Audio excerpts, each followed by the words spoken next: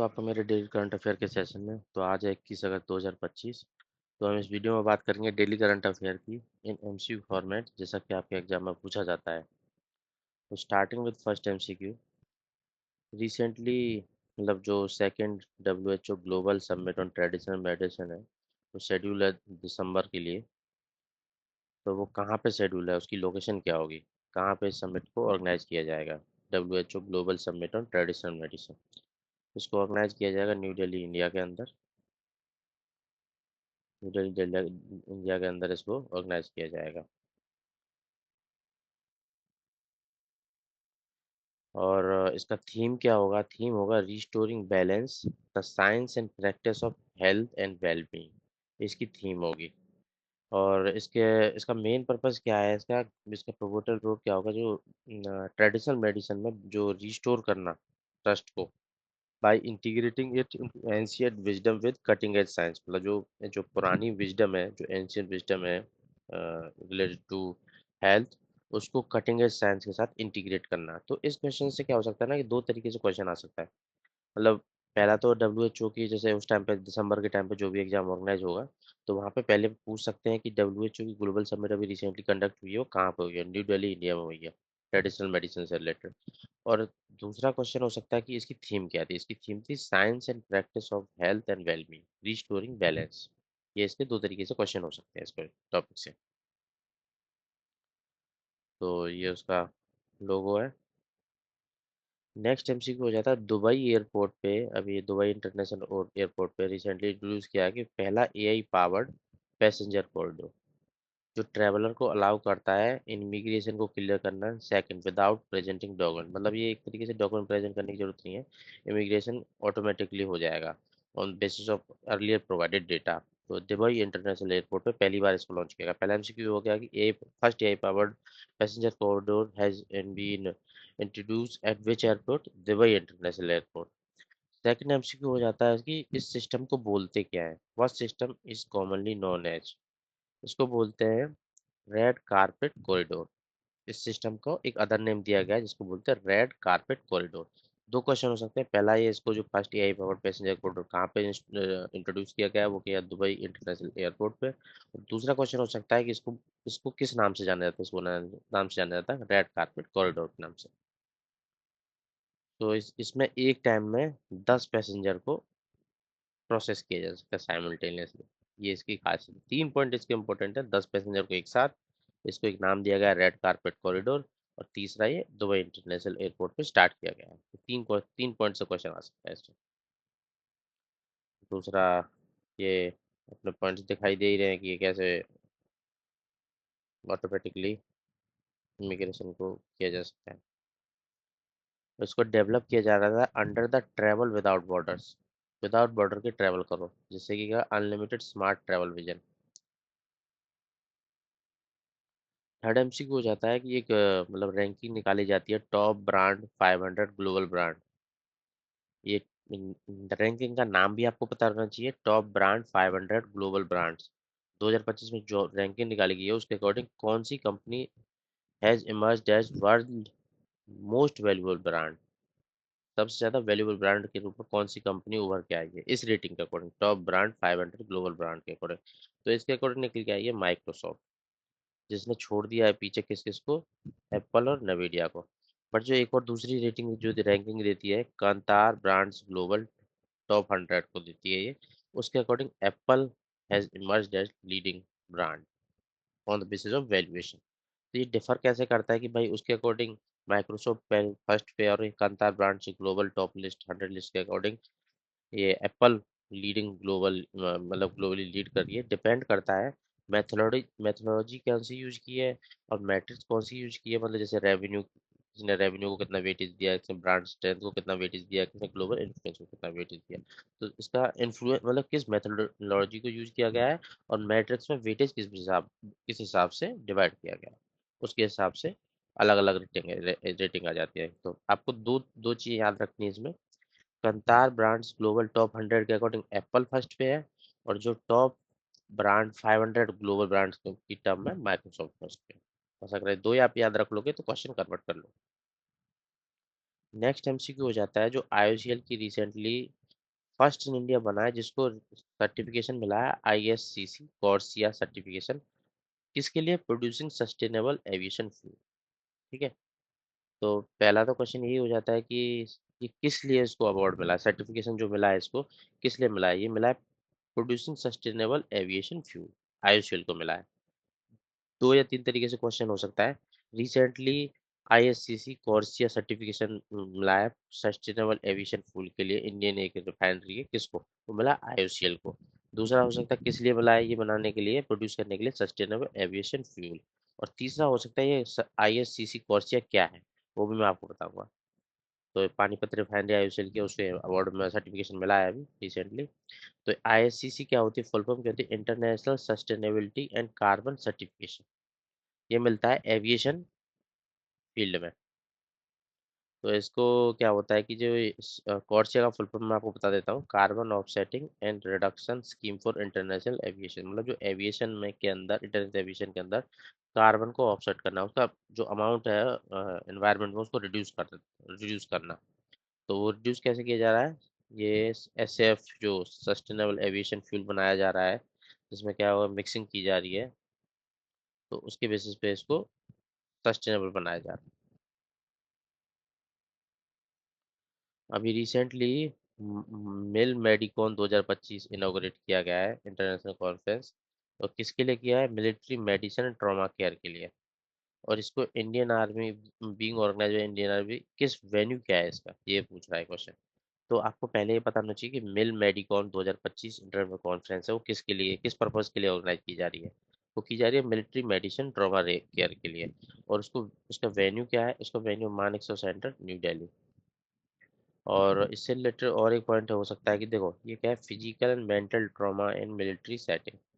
और दूसरा इसके साथ साथ can sentinel celebration of military nursing service, जो मिलिट्री नर्सिंग सर्विस है ना, उसका कैंटन सेलिब्रेशन हो रहा है। तो इसलिए इसको कॉन्फ्रेंस को हेल्ड किया जा रहा है ये डायरेक्टर जनरल मेडिकल साइंस के द्वारा, आर्मी की विंग के द्वारा। तो इसको अगस्त महीने में मानेकशॉ सेंटर पे ऑर्गेनाइज किया जाएगा। ठीक है, 3 पॉइंट आपको बताना चाहिए। पर्पस क्या है? Physical mental trauma and military setting. इसके साथ साथ इस बार कैंटिनल सेलिब्रेशन और मिलिट्री नर्सिंग सर्विसेज भी है। तो 100th एनिवर्सरी है मिलिट्री नर्सिंग सर्विस की।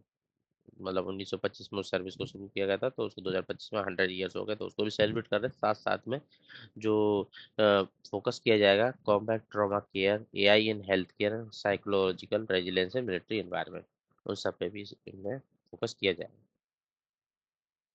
उत्तर प्रदेश का फर्स्ट ग्रीन हाइड्रोजन प्लांट कहाँ पे लगाया जा रहा है? ये क्वेश्चन ये पूछ रहा है। और इसको कौन सा कंपनी ऑपरेट करेगा? तो ये लगाया जा रहा है गोरखपुर में। और इसको ऑपरेट करेगा टोरेंट ग्रुप। उत्तर प्रदेश का पहला है। इससे पहले कुछ दिन पहले आपने कुछ दिन पहले ही आपने न्यूज़ में सुना होगा कि फर्स्ट ग्रीन हाइड्रोजन प्लांट कहाँ पे लगाया जा रहा है? वो लगाया जा रहा है कांडला, गुजरात के अंदर। और ये उत्तर प्रदेश का पहला है, मतलब ये दूसरे नंबर का है। तो ना, इंडिया का सेकंड नंबर का है और उत्तर प्रदेश का पहले नंबर का है। ये टोरेंट ग्रुप रन करेगा इसको। और इसका एम क्या है? एम क्या है? ब्लेंडिंग, मतलब मिक्सिंग करना ग्रीन हाइड्रोजन की, जो हाउस होल्ड, मतलब जो सिटी गैस डिस्ट्रीब्यूशन है ना, उसमें CNG और PNG के अंदर इसका मिक्सिंग किया जाएगा। तो ये पहला क्वेश्चन हो जाता है कि कहाँ पे इसको स्टेब्लिश किया गया है और कौन इसको रन करेगा। और दूसरा, ये कौन सा इंडिया का प्रोजेक्ट है, सेकंड नंबर का ग्रीन हाइड्रोजन प्लांट का प्रोजेक्ट है। और दूसरा, इसका पर्पस क्या है? जो CNG और PNG में मिक्सिंग करना, ब्लेंडिंग करना। तो इससे क्या होगा? प्रमोट करेगा cleaner fuel and reducing carbon dioxide. मतलब मिक्सिंग किया ग्रीन हाइड्रोजन क्या होगा, ग्रीन सोर्स से बनाई जाएगी, ग्रीन एनर्जी का यूज करके बनाई जाएगी। बाद में हाइड्रोजन जल चलता है ऑक्सीजन के साथ मिलकर, आउटपुट होता है वो, मतलब वेस्ट जो बनता है उसमें वाटर होता है। तो क्या होगा? क्लीनर फ्यूल होगा एक तरीके से, कार्बन एमिशन नहीं हो रहा। तो उसके लिए बेनिफिशियल है। नेक्स्ट क्वेश्चन, असम राइफल ने MOU साइन किया है ड्रोन टेक्नोलॉजी को प्रमोट करने के लिए और एडवांस ड्रोन ट्रेनिंग कोर्स इसके पर्सनल्स के लिए। किसने लॉन्च किया है? असम राइफल ने लॉन्च किया है। किसी एक इंस्टीट्यूट के साथ मिलकर लॉन्च किया है, जिसमें ड्रोन टेक्नोलॉजी को प्रमोट किया जाएगा और एक कोर्स दिया जाएगा जिसमें ड्रोन से रिलेटेड ट्रेनिंग दी जाएगी इसके पर्सनल्स को। वो किया IIIT मणिपुर के साथ। इसमें क्या होता है कि ना, लोग न्यूज़ पढ़ लेंगे न्यूज़ पढ़ लेंगे, बट उस टाइम पर उनको याद नहीं रहेगा कि आईआईटी मणिपुर था या ट्रिपल आईटी मणिपुर था। ये है Indian institute of information technology Manipur, मतलब ट्रिपल आईटी मणिपुर। ये आपको याद रखना है। तो किस लिए किया है? ड्रोन टेक्नोलॉजी से रिलेटेड प्रमोट करने के लिए, और उसको कोर्स एक लॉन्च किया ताकि उनको प्रोफेशनल्स को ट्रेनिंग मिल पाए उस फील्ड में।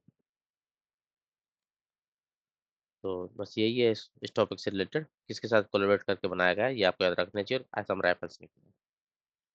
इंडिया का पहला AI and big data analytics based road safety pilot project, मतलब जो रोड पे जो भी एक्सीडेंट वगैरह होते हैं उन सब से डेटा को कलेक्ट करके एआई बेस्ड और बिग डेटा एनालिटिक्स का यूज करके उसका रूट कॉज का पता लगाना, और जहाँ जहाँ पे चांसेस है प्रोन टू एक्सीडेंट एरिया उन सब का भी एनालाइज करना।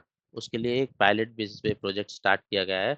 और वो कहाँ पे किया गया है, किस स्टेट के अंदर किया गया है? ये गया है उत्तर उत्तर प्रदेश स्टेट के अंदर। तो इसमें क्या होगा कि इम्प्लीमेंट किया जा रहा है आईटीआई लिमिटेड के द्वारा। पार्टनरशिप की है उसने एम लॉजिका के साथ, मतलब दो ऑर्गेनाइजेशन के आपको नाम याद रखने हैं। ITI limited with M Logica, ये दो उत्तर प्रदेश के अंदर इसको ministry of road transport highway के अप्रूवल दे दिया है, जिसके बेस पे पायलट प्रोडक्ट को रन किया जा रहा है। ये क्या होगा? Accident data, weather feeds, vehicle telemetry, driver history, roadway attributes को आइडेंटिफाई करके रूट को पता लगाएगा एक्सीडेंट्स का, फोरकास्ट करके जो ब्लैक स्पॉट्स हो सकते हैं, प्रोवाइड करेगा रियल टाइम ऑपरेशनल डैशबोर्ड। तो एक अचीवमेंट अभी मिली है एनसीडीआरसी को, स्टेट के साथ कोऑर्डिनेट करके ई जागृति पोर्टल को इम्प्लीमेंटेशन को लेके। पहली बात तो आपको ये पता होना चाहिए एनसीडीआरसी क्या है, और दूसरा ई जागृति पोर्टल क्या है। तो इससे रिलेटेड मैं आपको बताऊंगा आंसर में। तो इसको एक अचीवमेंट इसने लिया, इसे अचीवमेंट लिया कि इसने जो डिस्पोजल रेट है ना कंज्यूमर केसेस का, उसको 100% अचीव कर लिया है। ये इसका एक अचीवमेंट है।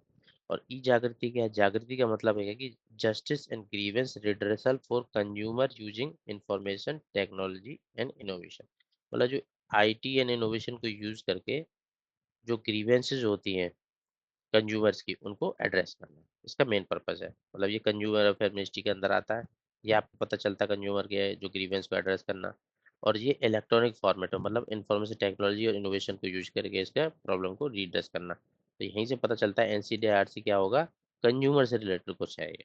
ठीक है, इसका फुल फॉर्म आपको बता देता हूँ, national consumer dispute redressal commission. इसने अभी 100% से ज़्यादा एक्सीड करके जो डिस्प्यूट्स चल रहे कंज्यूमर के, उनको अच्छे से रिजॉल्व कर दिया है। तो इसको एक अचीवमेंट मिली है इस टाइम। इससे रिलेटेड क्वेश्चन यही आ सकता है कि ई जागृति पोर्टल किस मिनिस्ट्री के अंदर आता है? कंज्यूमर अफेयर मिनिस्ट्री के अंदर आता है भाई। ठीक है, और दूसरा एनसीडीआरसी का फुल फॉर्म क्या है, और दूसरा इसको अभी जो ई ई जागृति ना जो इसका ई इलेक्ट्रॉनिक जागृति, जागृति का फुल फॉर्म भी आ सकता है, justice and grievance redressal for consumer using information technology innovation. ये भी आपका एक क्वेश्चन हो सकता है आपके आने वाले एग्जाम के अंदर। आरोग्यम हेल्थ वेलनेस सेंटर इन तवांग और अरुणाचल प्रदेश, इंडियन आर्मी की एक इनिशिएटिव है। किस के अंदर लॉन्च किया गया है? हेल्थ एंड वेलनेस सेंटर बनाए जाएंगे जैसे तवांग अरुणाचल प्रदेश में। इसको किया गया ऑपरेशन सद्भावना के अंदर, इंडियन आर्मी के द्वारा लॉन्च किया गया है। तो ये फोकस करेगा कि जो इसेंशियल मेडिकल सपोर्ट होता है ना, जैसे basic life saving care villagers और टूरिस्ट के लिए, उस एरिया के अंदर। मतलब ये ऑपरेशन सद्भावना के अंदर health and wellness centre start किया गया अरुणाचल प्रदेश में इंडियन आर्मी के द्वारा। तो उनको बेसिक लाइफ सेविंग केयर देंगे विलेजर्स एंड टूरिस्ट, क्योंकि वो एक रिमोट एरिया है, तो वहाँ पे कनेक्टिविटी मतलब का इशू है। और दूसरा मतलब मौसम के अकॉर्डिंग भी वहाँ पे रोड ब्लॉकेज ये सब होता है। तो उसमें वहाँ पे आर्मी एक तरीके से basic medical life saving care support provide करेगी वहाँ के विलेजर्स और जो लोग टूरिस्ट एज ए टूरिस्ट वहाँ पे जाते हैं। ऑपरेशन सद्भावना के अंदर क्वेश्चन कैसे आ सकता है कि किस ऑपरेशन के अंदर इसको लॉन्च किया गया और किस एरिया के अंदर इसको लॉन्च किया गया, बस। अग्नि 5 ईयर डिफेंस का क्वेश्चन जो हो जाता है ना भाई, इसके 4-5 तरीके से पूछे जाने का चांस रहता है। और ये क्वेश्चन मतलब 100% चांस रहता है इस क्वेश्चन का आने का। तो इसको आपको एक हर एक पहलू से इसको पढ़ना है। अग्नि 5 की रिसेंटली टेस्टिंग हुई है, टेस्ट फायरिंग हुई है। तो उसके बारे में बताओ कि क्या इनमें से 4 पॉइंट में दिए हैं उसको बेस्ट डिस्क्राइब करता है। अग्नि 5 किस तरीके का मिसाइल है, मैक्स स्पीड कितनी है, बैलिस्टिक है या क्रूज है, उसकी रेंज कितनी है, इससे रिलेटेड आपको एक डेटा आपके दिमाग में होना चाहिए। भाई दे अग्नि 5, अग्नि 5 सबसे पहले बैलिस्टिक मिसाइल है। बैलिस्टिक मिसाइल है तो ऑप्शन ए हो सकता है, ऑप्शन सी हो सकता है, और ऑप्शन डी भी हो सकता है। और ऑप्शन बी में बैलिस्टिक या क्रूज की बात की ही नहीं है, तो ये भी हो सकता है। दूसरा, ये क्या होता है कि ये है इंटरमीडिएट रेंज बैलिस्टिक मिसाइल। ये हमको पता है, मतलब अगर आपने न्यूज के गो थ्रू किया होगा तो आपको पता होगा। इंटरमीडिएट बैलिस्टिक मिसाइल है ये, और बाकी किसी पॉइंट के अंदर इसको मेंशन नहीं किया गया है। और दूसरा, इसका न्यूक्लियर कैपेबल भी है, ये भी पता है, तो यहाँ से भी ऑप्शन निकल के आता है। तीसरा, एक और लास्ट पॉइंट पढ़ लेते हैं हम। ये है कि इसकी रेंज है ना 5,000 किलोमीटर से ज़्यादा है, मतलब लगभग लगभग 5 किलोमीटर तो है ही, उससे ऊपर भी वो मतलब उससे ज़्यादा भी हिट कर सकती है। तो ये एक तरीके से प्रोबेबल आंसर होता है इस क्वेश्चन का, कि अग्नि 5 एक तरीके से inter ICBM inter continental intermediate range continental ballistic missile है। और उसकी न्यूक्लियर कैपेबिलिटी है और रेंज उसकी 5,000 किलोमीटर के अंदर है, 5 किलोमीटर से ज़्यादा है मतलब। तो ये इसका आंसर है। ठीक है, इस तरीके से दिखाई देती है मिसाइलें। तो इसमें आप पॉइंट जो आपको रिमेंबर करना है कि क्वेश्चन आपसे पूछ रहा था कि इसकी रेंज क्या है, उसकी रेंज है 5,000 किलोमीटर से ज़्यादा। अग्नि 5 की रेंज 5, अग्नि 5 5 मतलब 5,000 प्लस, ये आपको याद रखना है। दूसरा, ये बैलिस्टिक मिसाइल है, ये क्वेश्चन ये भी आ सकता है कि क्रूज मिसाइल है, बैलिस्टिक मिसाइल है, बैलिस्टिक मिसाइल है। और तीसरा, इसकी कैपेबिलिटी न्यूक्लियर मिसाइल को लॉन्च करने की है या नहीं, हाँ भाई है, वो भी। तीन तीन क्वेश्चन हो गए। रेंज पे हो गया, किस तरीके का मिसाइल है उस पे हो गया, और कैपेबिलिटी पे हो गया। चौथा क्वेश्चन एक और, मतलब एक एडवांस क्वेश्चन हो सकता है इसमें, MIRV मतलब एक और, मतलब MIRV का मतलब क्या होता है, multiple independently targetable re entry vehicle. मतलब एक साथ कितने टारगेट को हिट कर सकता है, एक को, दो को, तीन को, मतलब कितने सारे साइमल्टेनियस मिसाइल छोड़ सकता है। तो उस टेक्नोलॉजी, वो टेक्नोलॉजी भी इसके अंदर है। एक और लास्ट क्वेश्चन जो बन सकता है, वो मतलब मैक्स स्पीड पे होता है। मैक्स स्पीड मतलब इसकी स्पीड, मैक्स स्पीड है 24, 8 किलोमीटर पर सेकेंड। समझ रहे हो, टर्मिनल फेज पे, जिससे क्या होता है कि एनिमी का जो इंटरसेप्टर रहते हैं ना, वो उनके लिए काफी डिफिकल्ट हो जाता है मिसाइल को इंटरसेप्ट करना। और इसकी टेस्टिंग कहाँ की है, चांदीपुर उड़ीसा से। ठीक है, सब सबसे बेस्ट जो क्वेश्चन पूछ सकता है एग्जामिनर, मुझे जहाँ तक लगता है, और based on past experiences and questions that has come in exams. एक तो क्वेश्चन हो सकता है किसी मैक्स स्पीड को लेके, ठीक है। और एक क्वेश्चन हो सकता है आईसीबीएम, मतलब ये intermediate range ballistic missile, IRBM intermediate range ballistic missile को लेके, और इसकी रेंज को लेके। ये 2 या 3 क्वेश्चन प्रोबेबल है आपके एग्जाम में आने के लिए। कैपेबिलिटी को लेके भी आ सकता है, बट चांसेस ज़्यादा इनके हैं कि मैक्स स्पीड को लेके और IRBM को लेके और रेंज को लेके। नेक्स्ट क्वेश्चन होता है पंपा रिवर को लेके। रिसेंटली एक उसको प्रोटेक्शन को लेके सेंट्रल गवर्नमेंट ने स्टेप लिया है, वो क्या है? मतलब एक स्टेप लिया, मेजर स्टेप, कि उसमें पॉल्यूशन वगैरह को कंट्रोल करने के लिए, कंजर्वेशन के लिए एक स्टेप लिया है। उसको स्टेप को लिया है central government under national river conservation plan. तो किसी को इसके अंदर अगर इंक्लूड कर लिया जाता है ना नेशनल रिवर कंजर्वेशन प्लान के अंदर, तो उसको एक तरीके से मतलब प्रोटेक्शन मिलती है उस एरिया को, कि उसमें पॉल्यूशन को रोका जाता है और शोर लाइन कंजर्वेशन पे ध्यान दिया जाता है। तो ये सब स्टेप्स लिए जाते हैं। एक तरीके से फंडिंग आना स्टार्ट हो जाती है सेंटर की तरफ से उन सब चीज़ों को, उन टारगेट्स को मीटअप करने के लिए। तो उसके अंदर इसको इंक्लूड करने की बात की है। रिवर देख लेते हैं कहाँ पे पड़ती है, ज्योग्राफी से रिलेटेड भी आपको पता होना चाहिए होगा। केरला का रीजन आपका, और वो केरला के रीजन के अंदर ही सबसे पहले भरतपुजा, पेरियार और पेम्बा तीसरे नंबर पे रिवर पड़ती है। तीसरे नंबर मतलब कि जो मैप में भी दिखाई दे रहा है, ऐसे तो रिवर यहाँ मतलब पूरा केरला में वेस्टर्न फ्लोइंग रिवर्स हैं जो अरब इंड ओशियन में ड्रेन हो रही है। तो उसमें से एक पेम्बा रिवर भी एक वेस्टर्न फ्लोइंग रिवर है। तो वो यहाँ पे इस एरिया के अंदर, केरला रीजन के अंदर पड़ती है। ये थर्ड लार्जेस्ट रिवर है ऑफ केरला। मतलब जो लार्जेस्ट रिवर होते हैं जैसे भरतपुजा, पेरियार 1 और 2 पे है, और ये पेम्बा थर्ड नंबर पे आती है केरला के अंदर। और पेम्बा रिवर को दक्षिण, मतलब जो गंगोत्री, दक्षिण गंगोत्री से भी बोला जाता है। ठीक है, अब इसके बारे में कुछ इंपॉर्टेंट पॉइंट जो हो सकते हैं हम बात कर लेते हैं। इसको नेशनल रिवर कंजर्वेशन प्लान के अंदर इंक्लूड किया जा रहा है। ये थर्ड लॉन्गेस्ट रिवर है केरला की, एक पॉइंट जो अभी मैंने डिस्कस किया था। और इस सबरीमाला जो पिलग्रिमेज है वो भी इसी की पड़ता है। और ये मिनिस्ट्री ऑफ जल शक्ति इस प्रोग्राम को लॉन्च करेगी। इसका मेन मूव, मतलब जो मूव जो लिया है ये, इसका एम क्या, टैकल करना चैलेंज, पॉल्यूशन को टैकल करना, नेशनल रिवर कंजर्वेशन, यही तो आता है। वेस्ट डंपिंग को रोकना, रिवर बैंक एरोजन को रोकना, इंश्योर करना सस्टेन कंजर्वेशन और रिवर इकोसिस्टम, वही अल्टीमेटली कंजर्वेशन को लेके बात हो रही है। तो ये आपको पता होना चाहिए, NRCP के अंदर इसको लेके बात हो रही है।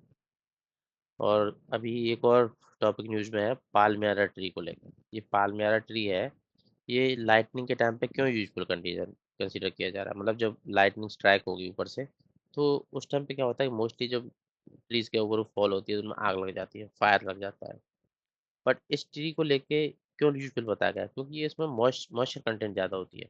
मॉइस्चर कंटेंट ज़्यादा होती है जिससे उसमें आग लगने के चांस कम होते हैं, और बाकी जो लोकल सराउंडिंग एरिया में होती है उन सबको भी ये सेफ गार्ड प्रोवाइड करती है, क्योंकि ये सारा का सारा जो लाइटनिंग स्ट्राइक होगा उसको ग्राउंड में छोड़ देती है। एक तरीके से अच्छा कंडक्टर है उसका, और आग लगने के चांस नहीं है। तो it acts as a natural lightning conductor to tall and moist trunk.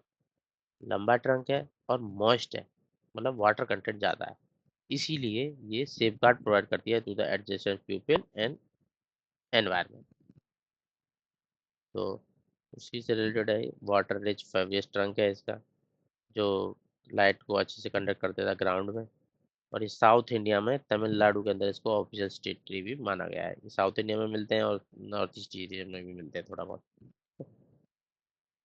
जैसे रेजिन वाले ट्री होते हैं ना, जैसे ये अपने चीक और ये सब ट्री हैं बाकी, तो उनमें आग लगने का चांस रहता है, पर जो पार ट्री में रियरली कैच फायर, मतलब उसका वाटर कंटेंट ज़्यादा होता है इसलिए फायर लगने के चांस कम रहते हैं।